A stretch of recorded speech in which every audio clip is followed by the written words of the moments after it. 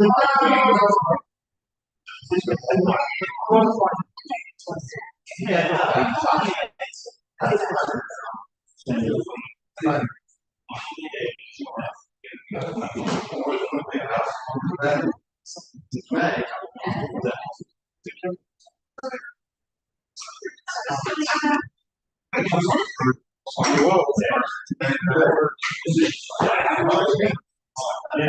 talked. I like and I can help you. Yeah.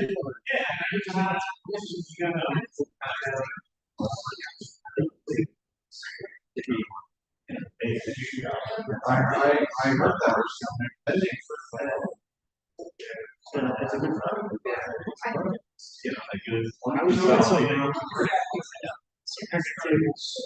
That's a lot of stuff.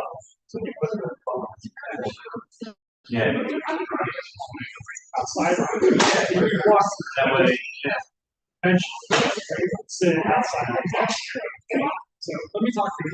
And also, so we're setting up the area.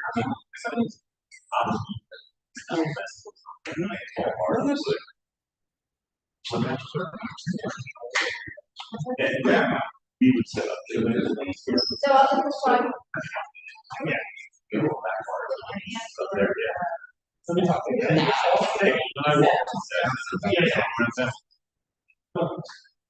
I just want to know.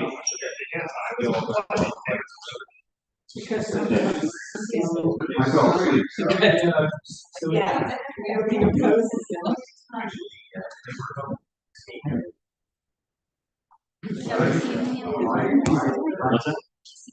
I went down summer. Someone had, and then I did the 3 2 because that's what they were doing. I did it early.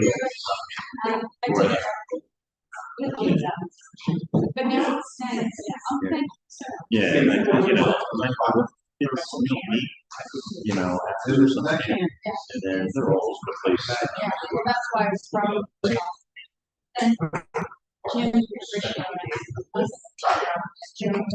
Yeah, no, I did, they were clear when I got there, they were weak. Yeah. I walked over to the tiers in front of, in front of the gazebo. Like, it was tiers. Yeah, I was like, oh, don't worry, got it. I did take all the tiles that were there, and I took them down. Yeah. And I got them out. Yeah. I assume it was. Yeah. Yeah, I got really good.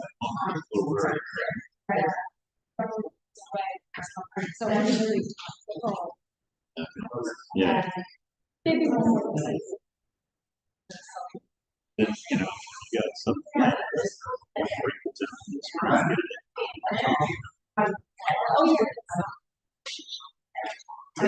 Mom here, so I'll be in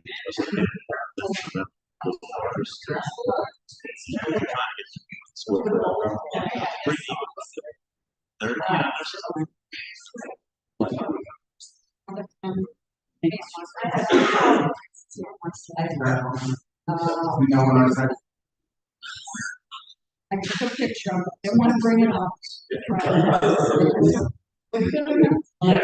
It's a book and it's a post. And that's the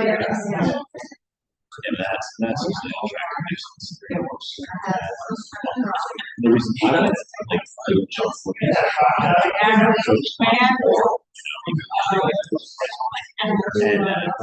people say split goes probably not. That way it's yeah. Yeah. So he's trying to Yeah.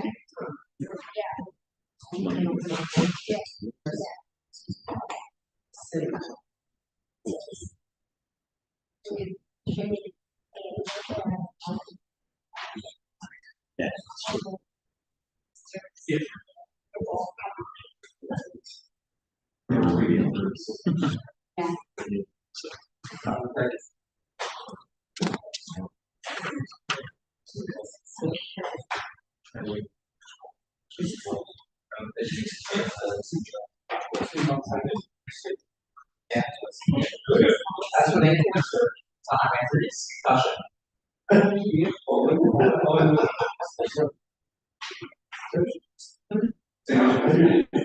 But like, don't worry. I'm gonna try to do it.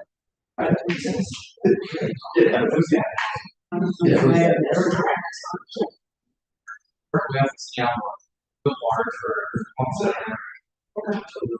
all right. Well, for this regular meeting of the virtual Borough Council, Mr. Colonel, will you please lead us in the pledge of allegiance? Yes, pledge allegiance to the flag of the United States of America and to the republic for which it stands, one nation under God, indivisible, with liberty and justice for all. This meeting is being held in compliance with the Jersey Open Public Meetings Act, as retrospect of the multi-board downstairs, and to all official borough social channels. I ask those of you who have joined us this evening, that if you have a cell phone, please make sure it's on silent. If you speak with somebody while conducting business, please do so outside of council chambers. Roll call, please. Mr. Benjamin. Here. Mr. Fitzgerald. Mr. McLoom. Yes. Mr. Curno. Yes. Mr. Sparazza. Mr. Woods. Here. You have a quorum, Your Honor. Great. We're gonna go a little bit out of order this evening. We're gonna go right into swearing in of our new officer and our detective this evening. So it's a joyous occasion. I assume this is why most people are here this evening. So first we'll have Javon Mercado. Please come on up.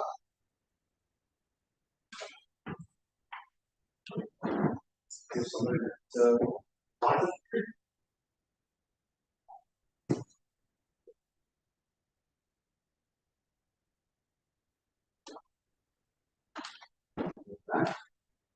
Put your left hand on the Bible, please. Raise your right hand.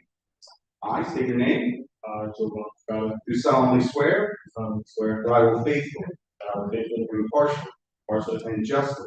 Perform all of the duties. Of Borough of Merchantville Police Officer.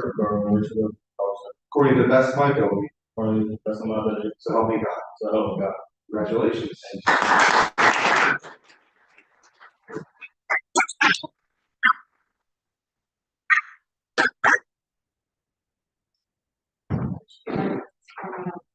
What's that? You should come on.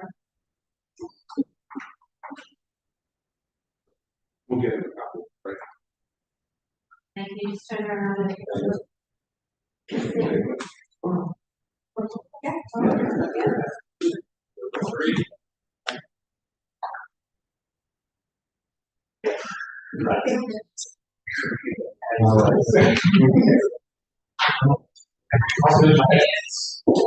All right, Tyler, you're up.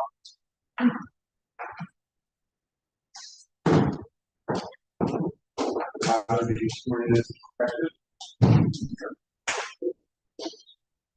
All right. Left hand on the Bible, raise your right hand.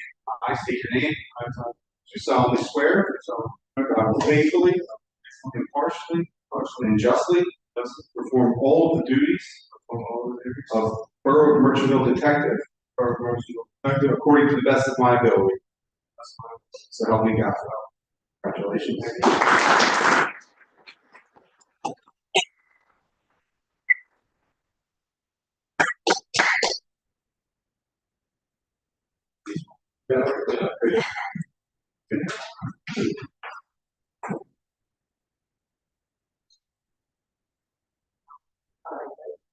Thank you.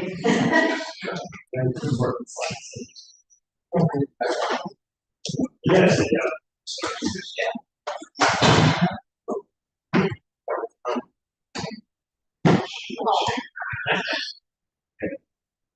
All right, we are going to move into the regular business, so if you guys, don't want to hang around.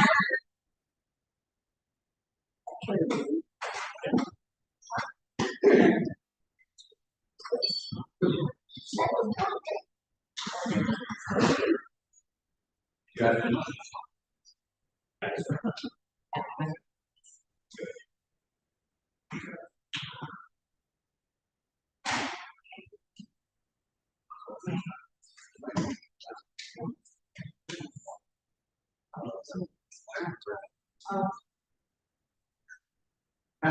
All right, next item on the agenda is the public portion of the meeting. Anyone from the public wishes to come forward, please state your name and address for the record.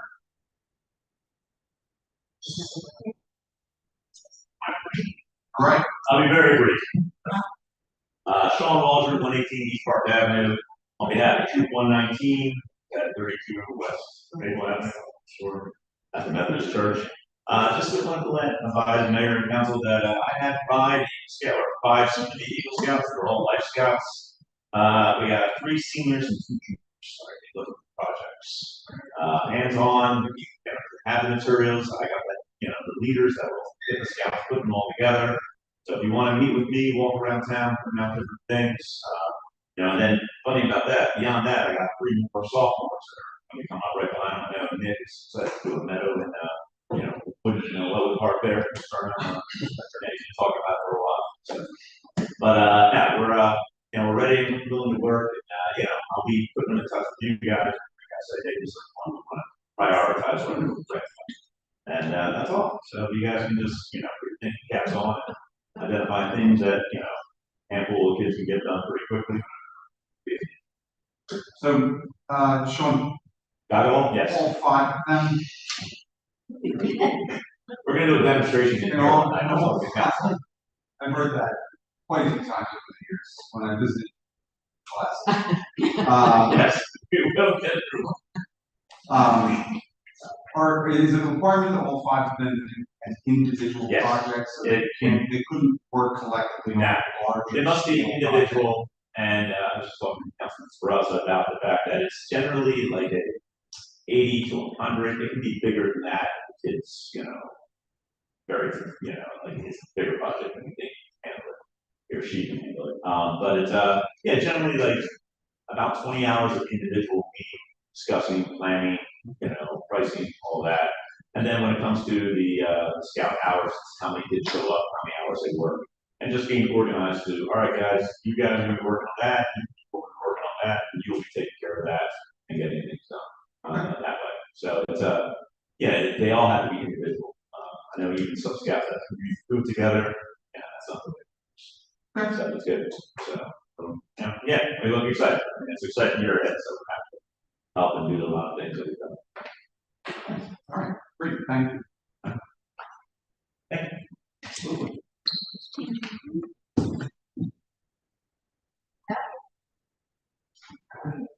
Anyone else from the public?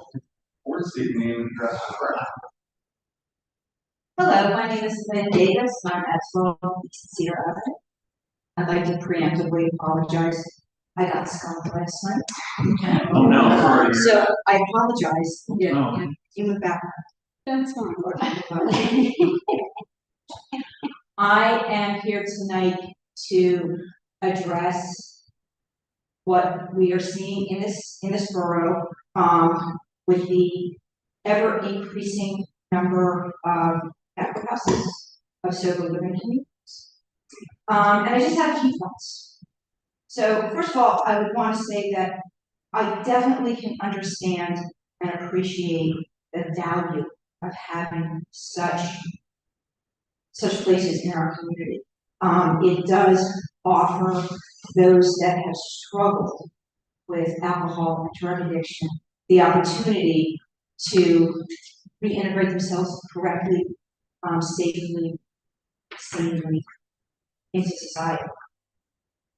I myself have a family member very close to me who spent 6 months sober after having gone through alcohol rehab. So I decided to actually interview this person and ask him what he thought about the value and the potential pitfalls. And he made some really salient points. First of all, being in rehab is not very shy of being locked down. You are watched 24/7. You are expected to participate in activities to better yourself, physically, mentally, spiritually. And during this time, it's very intense. You are with other people that are going through the same. After rehab, if you choose to go to a sober living community halfway house, as it goes, the idea is you are integrating back into society. You're learning how to be a productive member of society again by examining the community around you and simulating or emulating what you see. Once you're in these communities, there is no oversight. There's nobody there to hold your hand. There's not a house mother or den mother. You are expected to pay rent, buy your groceries, travel to a job, and you are meant to do this on your own. And you take the example of those around you on how to do it the right way. You're not even forced to go to meetings. You are gathering your strength and your courage and your hope with those around you. Ironically, my family member said that one of the hardest things for him was, and he went out of state, he was actually down in West Palm. He said that where he was in his sober living house, the entire street was just congested with these sober living houses, one after the other after the other. And he said he felt it was really ironic because he was actually in a situation where he really didn't see what a normal functioning human was. He was in a line with 10s, 20s, 30s, up to, hundreds of other individuals that were in the same situation as they're trying to figure it out. And there was no community around him from which he could take his cues. He said that actually it was sad. It didn't lend itself to transition back to the and reinforcement of those behaviors because there was nobody there to really oversee or to give more professional guidance. Sadly, his roommate actually died on Thanksgiving of a drug overdose, and that struck my family very profoundly. My concern is with the increasing number of such facilities that I see in our town, that the people that we're most trying to help are actually using that capability by just being thrust back into a situation where they are only with other people that are having the same struggle learning how to integrate. So I just would want us to take pause as to how close together, how many of these situations we're bringing into our town, because honestly, I don't think doing residents of those living communities, those living communities, I think we're doing them justice. I thank you for your time.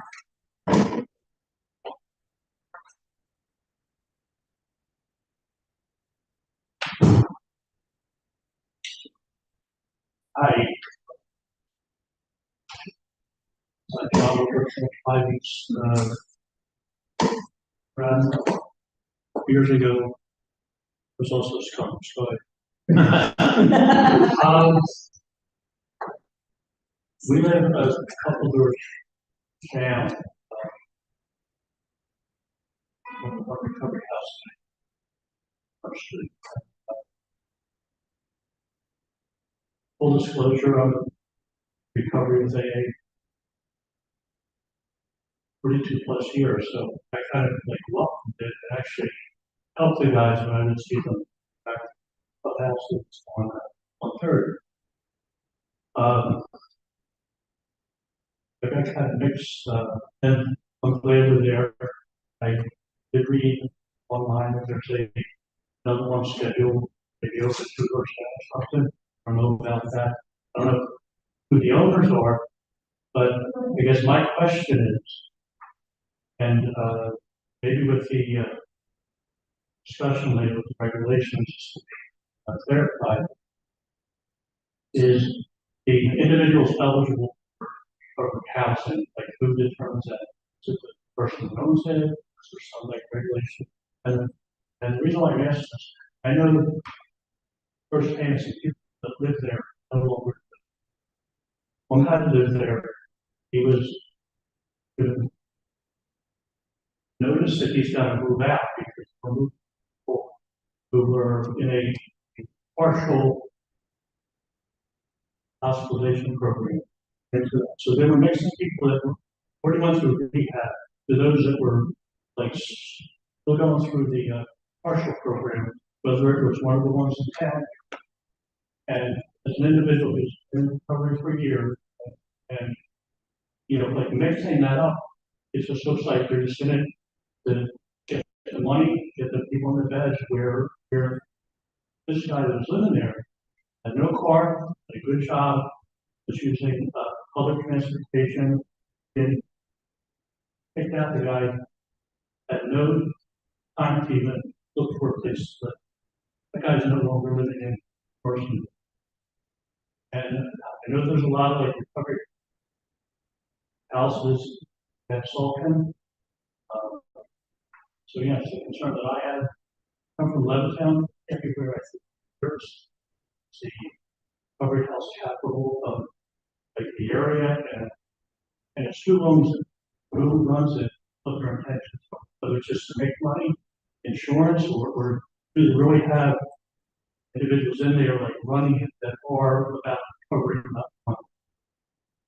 So that's Yeah, John, thank you.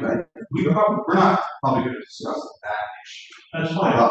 I just want to let you know about it. I witnessed this. None of the guys who live there, and leave last minute. Other individuals in that state. Sure. And by the way, the reason we won't really discuss this is because we don't have any jurisdiction over Yeah. it. And Okay. so we really, Just all letting we, you know yeah, we can how it discuss. started out and what it is now. So Right. the people that moved here, and this guy moved out of one from out of town because he heard this one was better. And then, you know, the road school guy. I'm just letting you know, this is one that's in town, Mhm. you know, and that's what they're doing. Yeah, thank you. And I think the discussion later is going to be about trying to determine what we can do. Sure, yeah. And what is within our power to do, Yeah. to try and deal with some of the concerns. So thank you.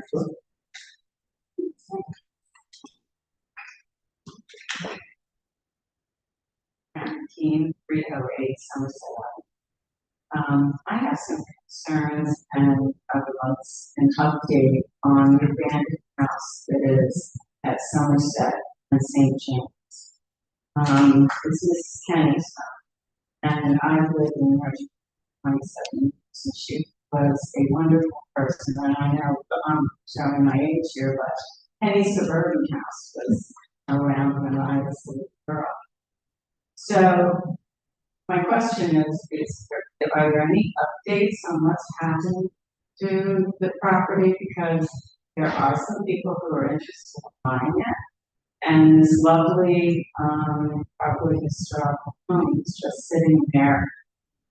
3 years now, it's just getting worse and worse. It needs a new roof. There's a house, there's a very large tree in the front that's dead, which will probably end up falling down in the street or on the property or when someone's falling by. So I guess I want to know what's happening.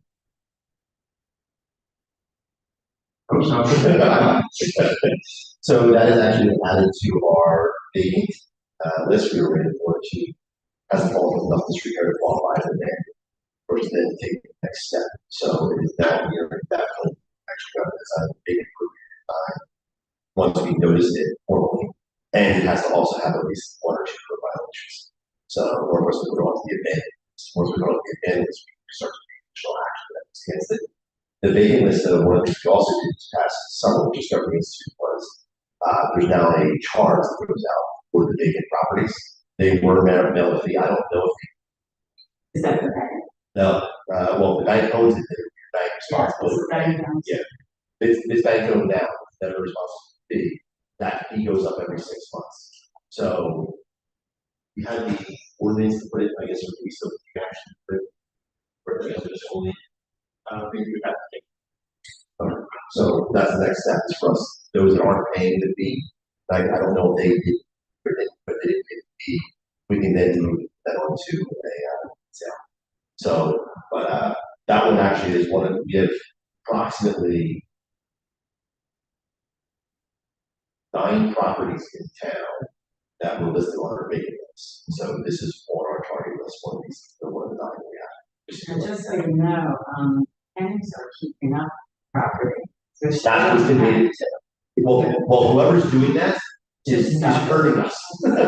Because every time we go by, we see it starting to grow up, and then like, we go to site them, and then it gets clean, and we're like, Okay. and so that's stopping us from being able to get on So the advantage list. tell them. Yeah, please stop. We were For a period of time, yeah, if you let it sit long. So long as they're not the record owners. Yes, I don't know. yeah. If they're the record owners of the property. If they're the record owners of the property, They should be. yes, they're the record owners, but if they're not. I have no idea. We were told for someone in the neighborhood has an interest in buying a house, was told that it's bank. You hear the banker in the issue. Yeah, You call the bank and say, sometimes it's first the sale, and that's where it is with them. because what we can do is we can actually have our code enforcement officer say, hey, you haven't paid, blah, blah, blah, call the bank, kind of. So, And call the bank or. Every bank institution knows property is required to have a record contact person. He can contact if there are issues with payments or something having to do with property. That was part of the requirement of the law. So I don't know about the specific property. We find out whatever information we can. You know the exact.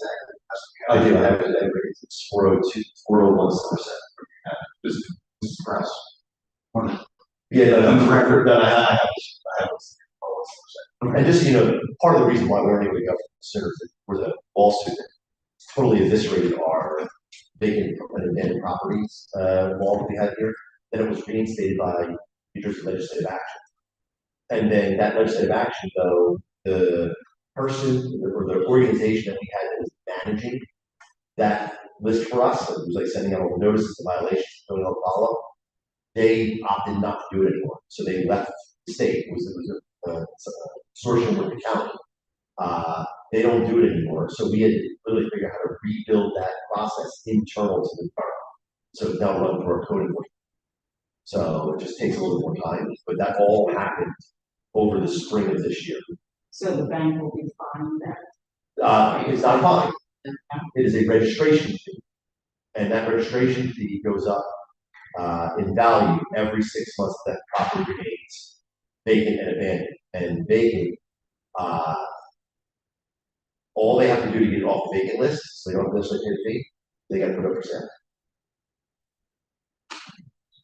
Thank you. Now, if it gets on the abandoned list, we can actually work with one of our developers, like St. Joe's Property Society, and actually take the property and then have them resell it. Because there are people interested. Yeah. Soon, So that's the, if unfortunately, if there are neighbors being property, they're not property owner of record, they're not necessarily doing the service by good. In this regard, for reference, this law. Thank you. But we do appreciate their effort trying to speak. I didn't plan to talk, but I want to ask a question. So what other, Carrie, so sorry, 201 CDs? Come on.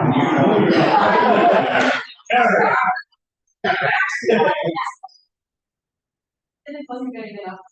Just what other, criteria would categorize them as being abandoned? The grass is not, that's one. Or there are 3 or 4 other things like. Yeah, I mean, the gutters are filled, overgrowing, you know, this grass. Yeah, this will disrepair.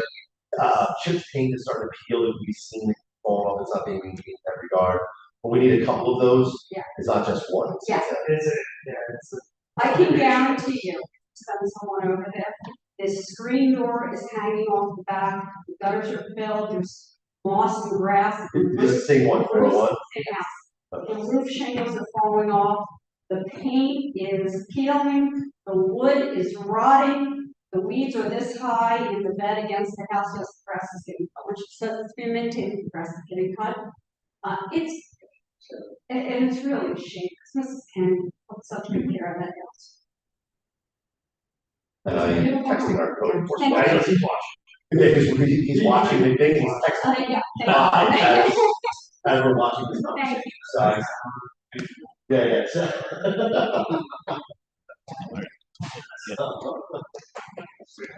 Yeah, thanks, Ken. Anyone else in the comments? Thank you, everybody. We're going to close the public portion of the meeting.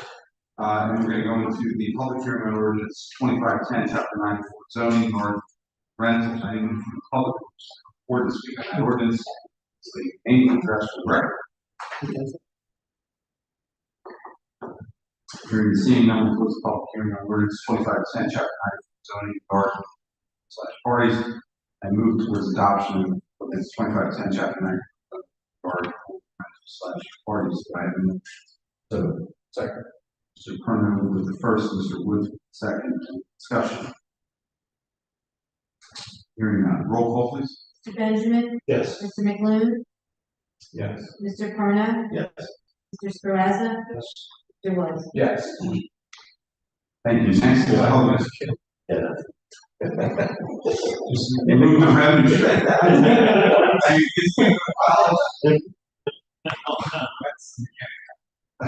Public hearing on ordinance 2511, chapter 4, adding article 2, piece of the order of parental responsibility. Anyone wishing to come forward and speak on that, please state your name and address for the record. Hearing and seeing none, we'll close the public hearing on ordinance 2511, chapter 54, adding article 2, order of parental responsibility, and move to adopt ordinance 2511, chapter 4, adding article 2, piece of the order of parental responsibility. Do I have a motion? Second. Mr. Kerner with the first, Mr. Strauss with the second. Discussion. Hearing none. Roll call, please. Mr. Benjamin, Yes. Mr. McLuhan, Yes. Mr. Perna, Yes. Mr. Sparazza, Yes. Mr. Woods. Yes. Thank you very much. Next item on the agenda is meeting minutes from August 11th. Here, everybody is here and vote on these. Do I have a motion? Second. Wood first, Mr. Kerner with the second. All in favor? Opposed? Thank you. Engineers report. Release. Thank you, Mr. Mayor, Council. After last meeting, we closed our documents for sent to the contractor for Somerset One, including all the adjustments and penalties regards to the project. The contractor has received them. We're working on getting them executed in return. They do have some questions that I have to answer. So some processes finished. We did some things too over the next week. Information has been provided to council. I understand that on for discussion later on. We're happy to stay around and discuss that. Why don't we talk about that right now? And then we can just wipe that out. So let's talk. Well, off the agenda, deal with that right here. So let's talk about that. Shortfall. The grade amount was 146,700 or somewhere around that ballpark. The low bid came in at 153.60, so it's about $6,400 short. We didn't really have the ability to break out the base bid alternates because there's really no way we're maximizing getting through the intersection. There's really no way we're doing anything. So is that will max out also. How much did we leave on the table for prior year in that same area? $30? I thought that we left money on the table. No, because we got the down rate. we made up the difference with additional fees that we used up all the grant. Okay, I thought that there was. We came in under, the intent was to construct more if we could, but because of the issues we had, there's part additional engineering fees, so some of that is. Okay. We have some capital funds then? For Somerset that we set aside for the last project, not knowing how much. So we have enough. That would cover the $6,000. Yeah. All right, that's it. Anyone else have questions on that? We could do it during the property, don't we? Yeah, that should pay for that, actual. All right, good. So we knocked that out. So it's good. Thanks. All right, the only other item is the FEMA. Mr. Rouse and I discussed doing this week. That's order of business for us is to be contact with a grammar representative. Okay. So, Okay, great. Anything else? Questions? Mr. Lee? Thank you, Tom. thank you. Have a good evening. Correspondence, thank you. Okay, I will move to the council report. Mr. Wood. Thank you, Your Honor. One thing to report from Shade Tree, the last time we spoke, we were talking about the grant funding that we were going to get from New Jersey Urban Forestry, for the tree, the reporting that we have to state each year. And I think at that time I reported that we did find a vendor that was able to for the entire funding. We talked to that vendor and we will need to pass a resolution accepting that grant funding. I'll get you that information. If we can do that for the next meeting. Sure. This needs specific language. Your chapter one. Oh, okay, so that's like. We'll do it on the point. Is it problems to do it? No, I think We'll do it on the point. Always authorize the haircuts. That's what I was gonna say. All right. We will do it next. We'll do that. We have another meeting. We're back in fall here. We have 2 meetings on that. that's all. To council attention for having this. Very much appreciate it. Finally, we've been pushing. The problem, and this is something where it feels like we're seeing more requests from residents for removals, and I think that this summer's been particularly hard on the trees. And we have a limited budget, and we can take down the trees that are extremely hazardous. So we have been pushing to plant more in the past couple of weeks. Done a pretty good job. And I mean, with our new ordinance, it's 1-for-1 now. We have to bars also we do it with the tiny bars, because there are a lot of trees in there, but we're doing what we can. It's a fun show. I don't know if it was that. So when residents are asking for tree removed, and they don't have space on their property, we say that the borough, and then use that bond for. Just that, Yeah. some of the streets or something a little there. Yeah. That would be cool. We've had a number of trees that have had a couple of years. I think that the tree weather, I think last summer was worse as far as rainfall.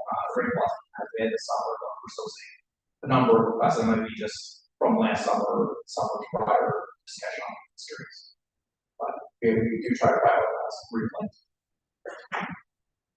All right, thank you very much. Any other questions from Mr. Woods? Thank you. Mr. Benjamin. All right, thank you. Thunder, start report for August. There were 2 virtual sessions, 271 cases added, 368 cases disclosed, and $5,900 turned over. For the diversity committee, the state here regarding Hispanic Heritage Month, which is observed on September 15th, October 15th, and in light of the current political climate, the diversity committee would like to take this opportunity to recognize and celebrate the many achievements and contributions of Hispanic, and celebrate the lasting impact of our town and our country. The diversity committee's bill is open to supporting the fall events that are upcoming and the payload meeting again on October 21st. That's all I got. All right, questions? Ben? Thank you very much. Mr. Strauss, Progress report for August, to both 1917 Borough, side 8151. Right now, breakdown, we're asking Kevin to track, breakdown of calls. This year, 36% of weekdays, 3% weekdays, 26%. So, pretty good split. So, we're trying to look at the coverage.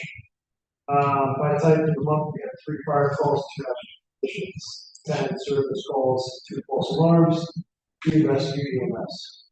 Moving on, they moved into a monster banner. Saw that? Here's the new monster banner. Virtual build code enforcement, 142 annual inspections, prior prevention, 85 resale inspections, inspection. It's the issue or permit issue. That's so far we have violations issued. But of course, this is thanks open up. Then resale inspection. So it's contract out. 37 initial and 2 inspections. Okay. Everything else is working. all right. Questions for Mr. Strauss? Thank you very much. Mr. Cloutier. Evening, Your Honor. The Birchville Police Department for the month of August was involved in 1,424 incidents, of which 130 were officer-initiated interactions with members of the community. There were 203 traffic stops, 100 incidents involving parking enforcement, 7 arrests, and 5 arrests. Consumer bound training was completed in August. All departments successfully their firearms qualification courses, officers should receive firearms. In addition, back to school, so all crossing guards get their advanced service training. All the crossing guards passed annual mandatory condition screenings. At the beach, attended a 1-day juvenile justice training and prosecutor's office. Last but not least, Officer Selman attended on test instructor course hosted by New Jersey State Police. Chief Rossi, the Commercial Police Department, I'd like to thank you for the support for 20th National Night Out. Way back in August 5th. It was a successful event with many members interacting with fire departments. Lastly, in the month of August, the department continued to conduct proactive traffic enforcement at the intersection of Chestnut Center due to the increased congestion of Park Avenue construction. During the month of August, there was 213 proactive patrols, 22 violations observed, resulting in non-sunsets, 17 points. Officers will continue to conduct proactive traffic stops. I have seen them out there a lot here school year at that corner. In addition, the officers also conducted selective enforcement in front of 1 South Center Street, that's a medical building, to address complaints of drop off, pick up of clients in the area. 96 selective enforcements, which resulted in 8 violations and 7 summonses. That is all I have for August. Okay. Questions, Mr. Thank you very much. Anything? No, I said go back to the record. I said that.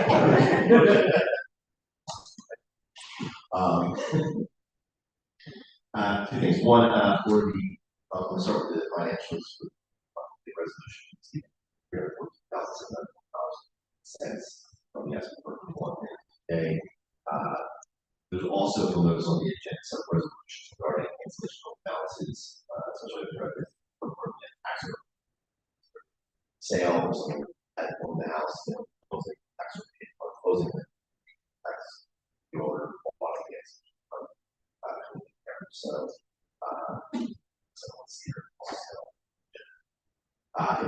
to the abandoned properties report for that are new properties added this month. We have describing a total of 9 single-family homes in the list, 0 multi-family and 7 commercial. In total properties, 7 of which are 7 commercial, 6 mostly along are. The second notices, which I just found out from Kevin, second notices went out for the registration fee in the last week or so.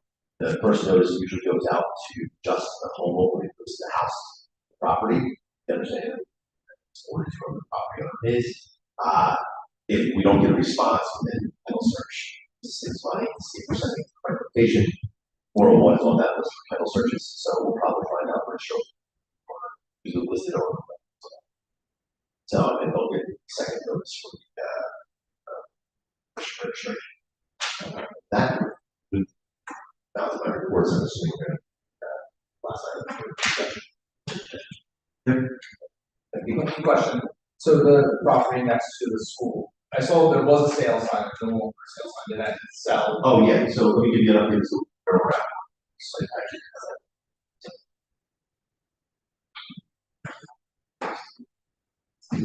What happened to the child? What happened to someone? So 148 South Center was sold. Yeah. Okay, so we don't know where that stands right now. So we just know it was sold. So it's still on the abandoned property list. So once it's on the abandoned property, it doesn't come off until there's substantial rehabilitation to the property. So we can still take the property order. I don't know if we do. Good timeline, how long?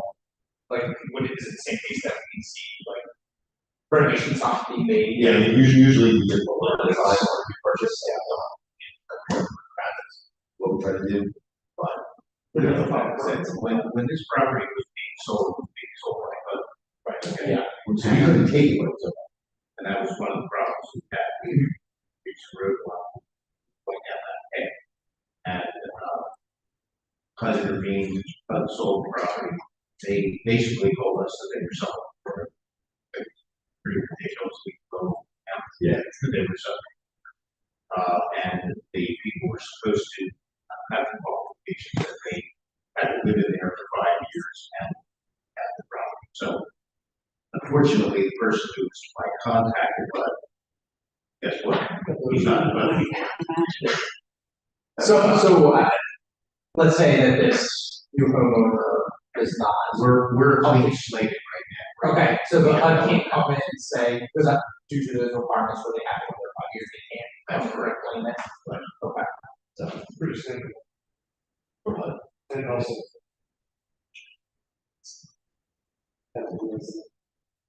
But it is still listed as abandoned according to our ordinance. Well, we documented, so we don't have to start the process over.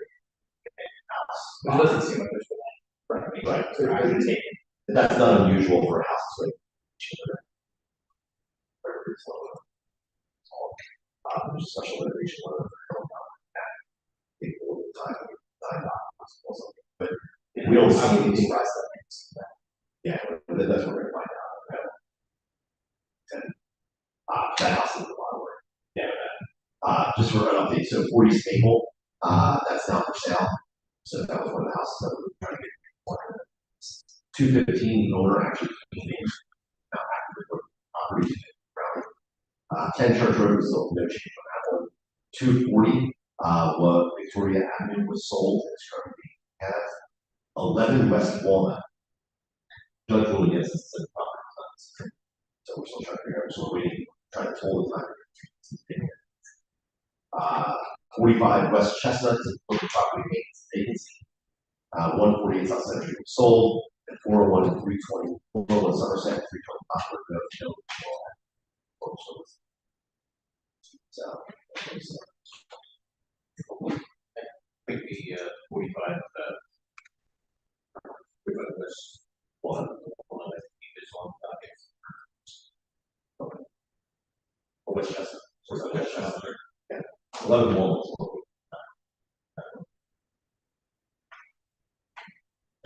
All right, any other questions? Thank you very much. Clerk's report. Thank you, Your Honor. I just want to let everybody know that, the Monster Dash is scheduled again for this year on October 24th. And in your packets are sponsorship information if anybody's interested or knows of anyone that would like to help sponsor this event. This year, we're working with public events as well as the fire department to put that project together. So any help we could get, we greatly appreciate it, by volunteers or decorations or sponsorship and or attending any one of those things. Also, there's a tax sale has started, paperwork started, so that is scheduled for October 29th. And anyone that's on tax sale list, let them know that. Did I share it? Yes. What, the tax sale list? I can if you want me to share it.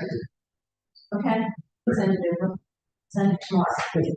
And that's all I have. Okay, thank you very much. Community development report, the connect placeholders that outline developments, the borough, businesses, grant applications, put a big county for historic preservation, community center. Looks like they are supportive of an application for repairs and renovation exterior of the site. Don't know the exact magnitude. They are supportive of the project, and we're going to follow through with that. Upcoming events, townwide yard sale this weekend. Excuse me, that's this next Saturday. Harvest and Haunts Fest, the 11th of October, and as Mrs. Grouse just mentioned, the Monster Mash is on the 24th.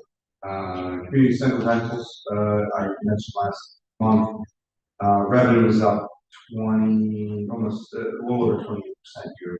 So it's a good thing. Doing a nice job utilizing that facility for rentals. Lastly, and this is in community development, but it's something that I asked Mrs. Grouse to attend. So, a topic that has been the topic du jour in the city here because electric prices for people's energy bills. BPU had there's a big last week. The winner of the credit, I don't know, is pretty familiar at this point. $250 credits in September and October.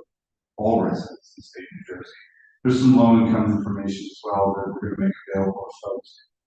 They're pushing the community solar program as well. And if you select a certain type of solar farm that they're drawing energy from, get some sort of credit, doesn't cost you anything, there's no income requirement, you don't have to put it on your own property. That is apparently their priority. But we'll get that information. They're going to provide that more information to make sure it's circulated. Have it. That's a response to people's energy bills going up by 300%. New business, we have 2 use facility approvals. You have those? Yes, I do. Sure. The first one is for annual Monsterville Run Walk event. It's Saturday, October 25th. Expect 200 people. Starts at 8 a.m. and around 11 to 12. It's the same route, same mat for the last 4 years, and signed off by all the dignitaries and Patty, Galloway,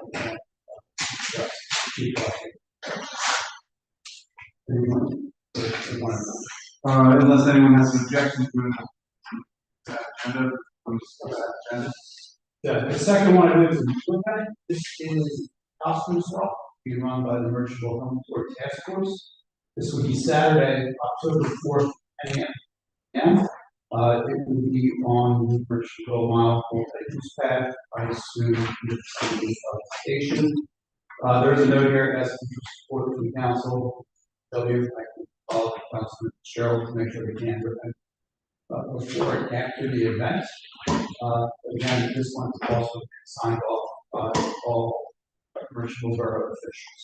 That's a possible swap. Any questions? And you're moving both those? Yes. I need a second. Second. Mr. Straza with the second. All in favor? Opposed? Great. Okay.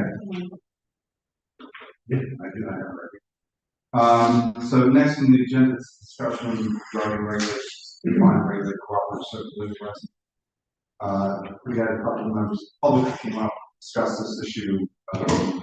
We're aware of this issue, it's been ongoing, we're aware of, even, and there's a long history in Merchantville dealing, not just with sober, but these types of facilities inherently beneficial use under the municipal land use code. We had tried in mid-90s to stop one that was coming in Bowling Avenue, and we were unsuccessful at that time. They are inherently beneficial use. They're not something that you can tell how well parking altogether. However, there are some compelling reasons why we want to take, I think, some steps to regulate as best we can within the legal parameters we deem to be parameters of what our jurisdiction is here. We have a draft ordinance that we have, doing a little bit of research, council discussions in Forcetown, just a couple towns over, as a fairly comprehensive issue. Oh, really?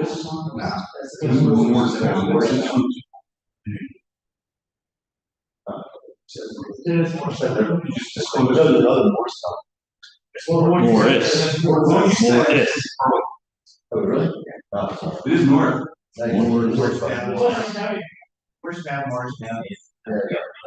Nevertheless, it was a well-written ordinance, and one in which it achieved where the goals that we were looking to achieve. And prior to this coming about, I had had conversations with our legislators about this very issue, about creating some proximity regulations between homes, because while we recognize that they are beneficial for our community, they are important to residents, not just for our community, but citizens of the state and beyond. We also want to make sure that we are protecting our residents and preserving the nature and character that our residents expect, and at the same time, providing the type of community experience that these homes are seeking while they relocate our community. You see a lot of criticism for a lot of things being placed in urban environments, in city camping, like city needle exchanges, things of that nature. And it's slightly off topic, but these types of facilities that are there to help social services, residents, and neighbors and friends and relatives shouldn't just be located in urban areas outside of what we have to see every day. And I think being located in our community is not a bad thing, but it shouldn't impact the quality of life of the other residents. We should be enhancing their life.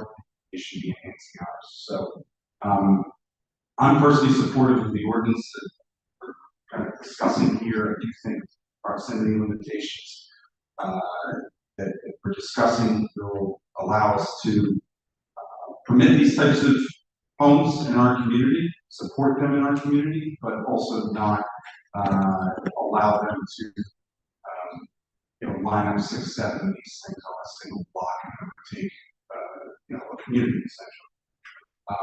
So I sort of framed that issue. You and I have had discussions about this. Any additional discussion about it? No, just that, I want to make sure CSLR should be operating the way. It's not just about making money. It's really to get out how do we provide the best environment. Try to recover not easy. And so there's a lot of evidence that shows concentration of homes like this in an area creates an institutionalized environment, which is not helpful to recover. I'm very happy to I've had one of the townhomes on our street push now to put multiple of them around that on the same street that problematic, not just for the business, but also for the neighbors also.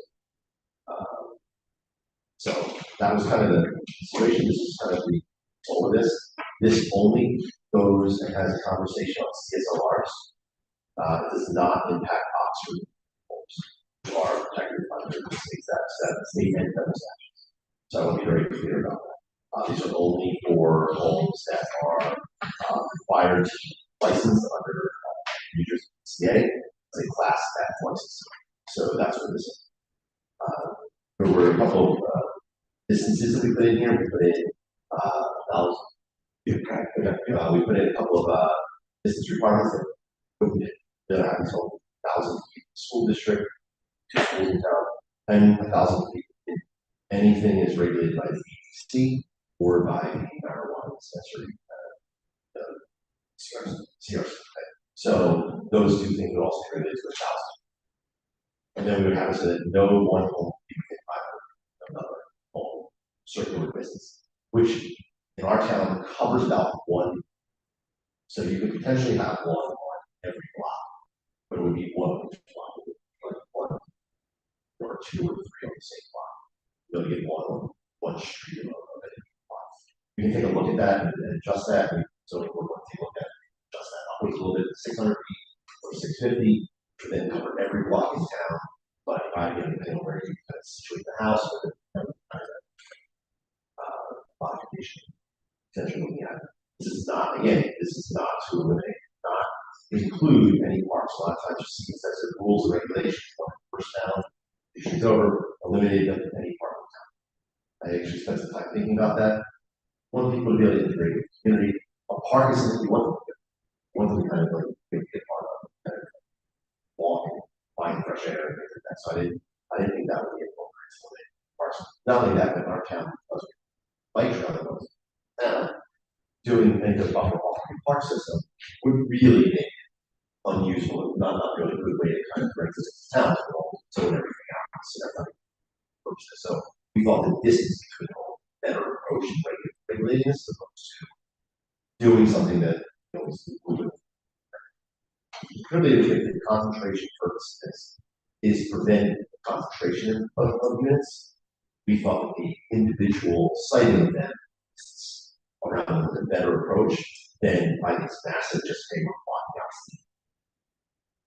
So I'm open to any suggestions or changes modification. That's what that's what our outline says right now. It does require the file for use variance with the zoning rules. We would know where the company is or something.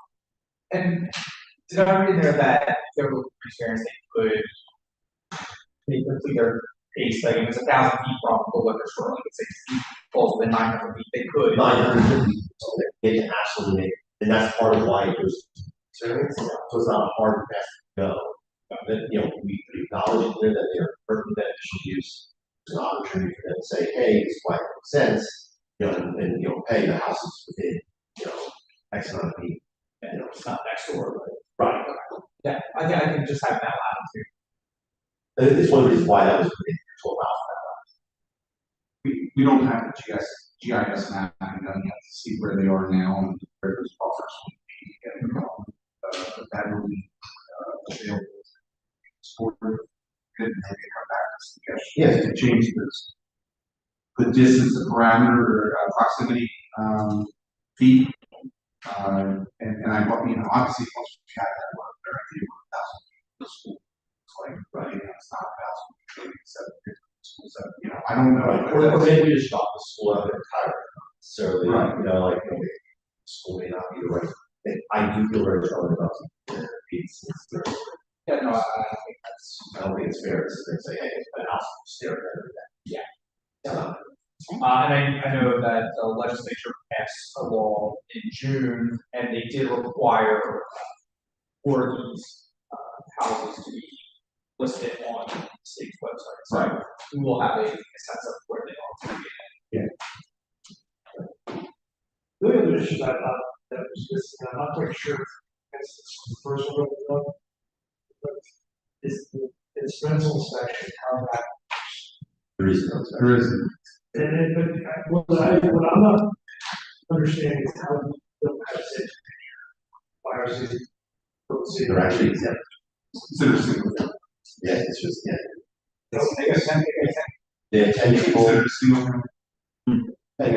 yes, 10 people. and we're not allowed to put fire hazard.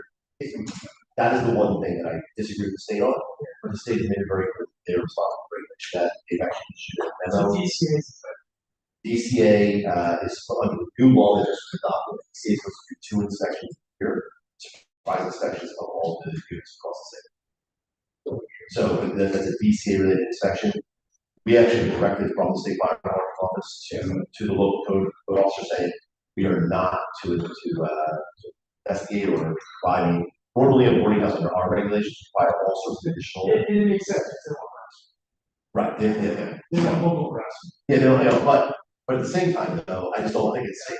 I think there's some things that they've exempted them from that makes it, I think, as a firefighter, I just feel that there's some inherent issues of safety, that they've created, that I think if one of these houses catches fire and it burns down and die, there's going to be some questions asked of the state. And I don't want to call it on our fire or on our fire. Yeah. So that's definitely, I did look at that, I did evaluate that, that is not. If we don't know what actually. We don't know what's not your house, we don't know. We do, we know that that is a licensed house. So, and we know that the one that they're registering over on Somerset is also an licensed house. So. Okay. You're ready to cancel your test. No, I couldn't figure out who's. I saw that, I saw Want me to yell? Want me to go yell at him? Yeah, Mr. Waldron has something. Based on all that, it sounds like if you expect the municipality to do some inspections. that we do. Okay. So that was So the commissioner shall not be required to perform iron inspections of facilities licensed and inspected by a municipality pursuant to the element. we have notices and all. And that was why. Yeah, that wasn't generally for me. So I've asked code enforcement officers to actually go double check that question. I had them recheck the fire marshal question. That did come back as a solid. I'll ask them to recheck it. Well, I think that the DCA is responsible. Yeah.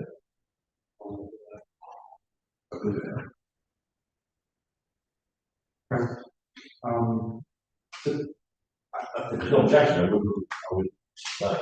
Yeah, I never commented on the discussion with anybody else, maybe individually, but I didn't want to presume, so I didn't throw it on there for introduction. Add that in introduction, also referral, resolution, planning use board. They have a meeting on the 23rd, so we discussed at that time, and then make sure that the GIS map is attached, so we'll take a look and consider that. If council, okay, Quinners will walk this over the agenda. Okay, great. All right, thank you. So next item on the agenda is resolutions read by consent agenda. There's 6 resolutions here to be read by consent agenda. I would add resolution 25103. Yes. Which is the referral resolution of this what will be introduction ordinance 2512. Everyone's okay. That out of order doesn't matter.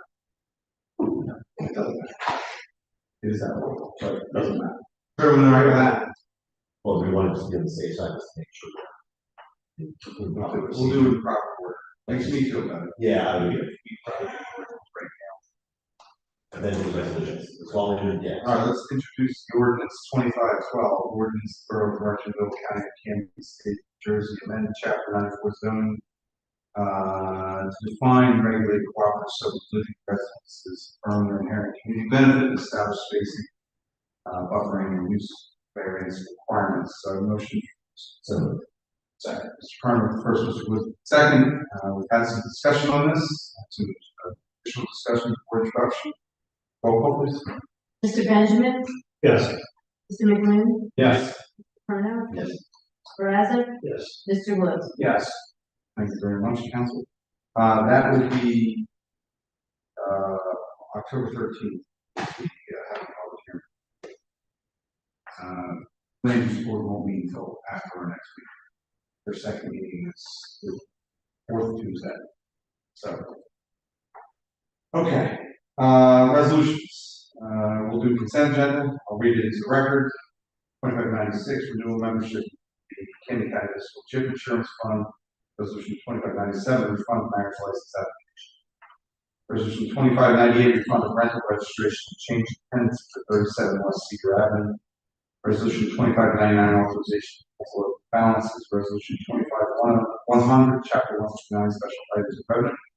Resolution 25101, refund tax overpayment, and Resolution 25103, referring certain matters to the original joint land use board. By motion, so second. First, Mr. Woods, second. Roll call, please. Mr. Benjamin, Yes. Mr. McLean, Yes. Mr. Colonel, Yes. Mr. Brazza, Yes. Mr. Woods. Yes. Thank you. Next, financial. So this time I'll ask the, resolution 25102, payment of the bills and Second by Mr. Straza. Roll call, please. Mr. Benjamin, Yes. Mr. McLean, Yes. Mr. Colonel, Yes. Brazza, Yes. Mr. Woods. Yes. Okay, announcements. Announcements from private session. Any other matters? Okay, I'll entertain a motion to adjourn. Second. Woods first, second. Meeting is adjourned. Thank you.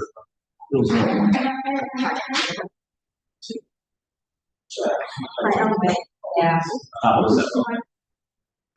So, One night.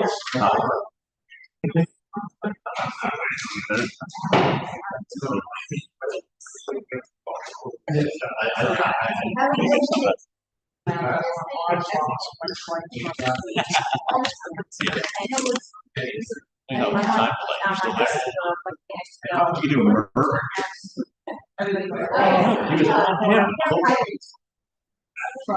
Maybe still there.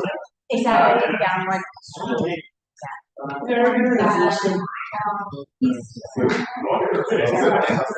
Actually, the only one that. Yeah, so. It's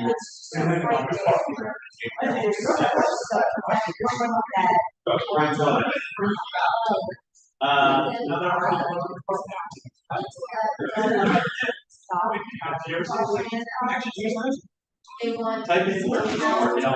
Oh, maybe And well, actually. Now I got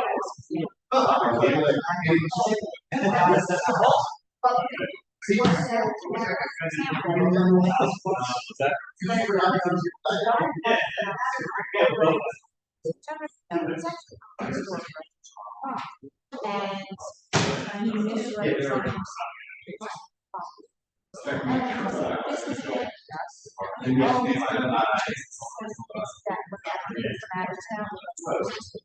Which was it?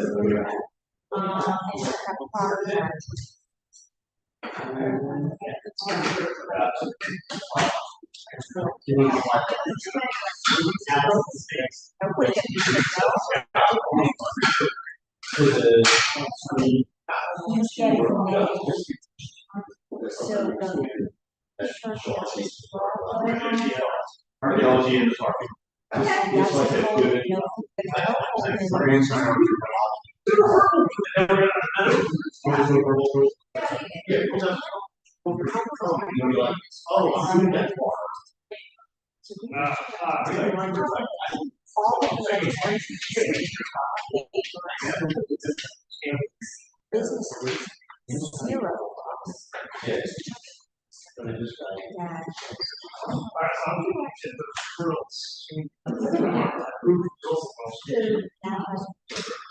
Yeah.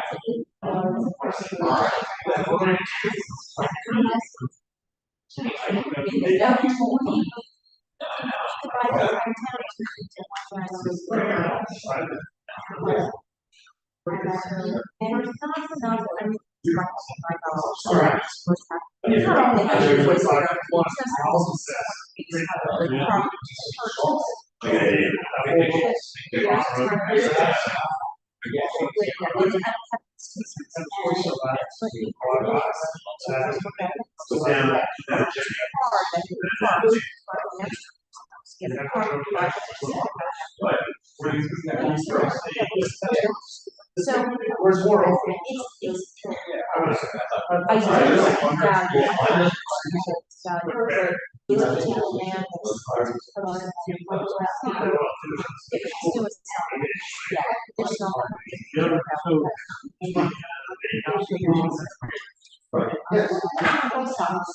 So Hector, with this, the left house, he sold it. And right on the other side, off of Galveston.